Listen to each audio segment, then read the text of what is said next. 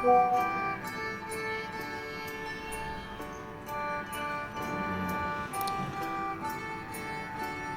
ফজিলা, জানি না কি অবস্থায় আছো।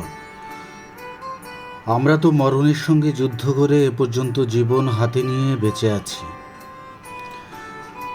এরপরে থাকতে পারবো কি না বুঝতে পারছি না। সেলিমদের বিদায় দিয়ে আজ পর্যন্ত অশান্তির মধ্যে দিন কাটাচ্ছি। আবার মনে হয় তারা যদি আর একটা দিন আমাদের এখানে থাকতো তাহলে তাদের নিয়ে আমি কি করতাম। সত্যিই ফজিলা, রবিবার 11 এপ্রিলের কথা মনে হলে আজও ভয় হয়। রাইফেল, কামান, মেশিনগান, বোমা, রকেট, বোমার কি আওয়াজ, আর ঘরবাড়ির আগুনের আলো দেখতে ভয় হয়। সুফিয়ার বাড়ির ওখানে 42 জন মরেছে। সুফিয়ার আব্বার হাতে গুলি লেগেছিল, অবশ্য তিনি বেঁচে আছেন। সুফিয়াদের বাড়ি এবং বাড়ির সব জিনিস পুড়ে গেছে। আমাদের বাড়িতে 3-4 দিন শোয়ার মতো জায়গা পায়নি। রাহেলাদের বাড়ির সবাই, ওদের গ্রামের আরও 15-16 জন, সুফিয়ার বাড়ির পাশের বাড়ির 4 জন, দুলালের বাড়ির সকলে, দুলালের ফুফু জামাই দিঘির কয়েকজন এসে বাড়িতে উঠল। তাই বলি, সেই দিন যদি আব্বা এবং সেলিমরা থাকতো তাহলে কি অবস্থা হতো।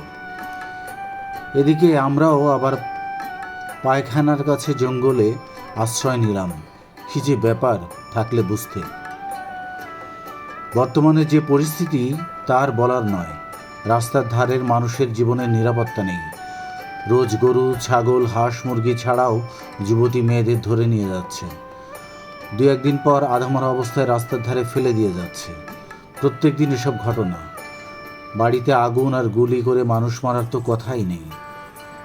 তাছাড়া লুটতরাজ, চুরি, ডাকাতি সবসময় হচ্ছে। কয়েকদিন বৃষ্টির জন্য রাস্তাঘাটে কাদা হয়, আমরা বেঁচে গেছি। রাস্তাঘাট শুকনো থাকলে হয়তো আমাদের এদিকেও আসতো। জানি না ভবিষ্যতে কি হবে, তবে ওরা শিক্ষিত এবং হিন্দুদের আর রাখবে না বলে বিশ্বাস।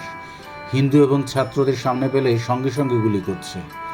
গত রাতে পাশের গ্রামে এক বাড়িতে ডাকাতরা এসে সেই বাড়ির মানুষদের যা মেরেছে তা আর বলার নয়। কখন যে কি হয় বলার নেই, তবু খোদা ভরসা করে বেঁচে আছি। আমাদের এদিকে ছেলেরা প্রায়ই বাড়ি ছেড়ে দূরে থাকে, কারণ বাড়িতে থাকা এ সময় মোটেই নিরাপদ নয়।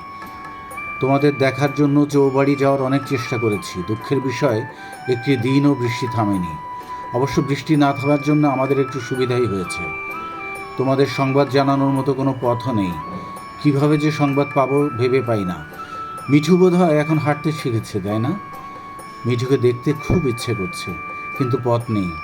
সান্ত্বনা এইটুকুই যে বেঁচে থাকলে একদিন দেখা হবে। কিন্তু বাঁচাটাই সমস্যা।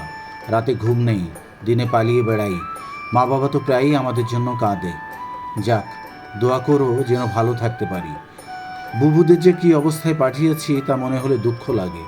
আমি সঙ্গে যেতে চেয়েছিলাম, কিন্তু সম্ভব হয়নি। অবশ্য সেদিন না পাঠালে তাদের নিয়ে দারুণ মুশকিলে পড়তে হতো। রবিবার দিন বাবলুর আম্মা মেরিগাছা এসেছিল। বাবলুরা ভালো আছে। তোমাদের সংবাদটা জানাতে পারলে জানাবে। আমার মানসিক এবং শারীরিক অবস্থা ভীষণ খারাপ। বুবু, আম্মা, দুলাভাইকে আমার সালাম দেব এবং সেলিমদের ও মিনাদের আমার স্নেহ দেবে। সম্ভব হলে তোমাদের সংবাদটা জানাবে। আমরা তো মরেও কোনো রকমে বেঁচে আছি। শেষ পর্যন্ত কি হবে জানি না। ইতি আজিজ।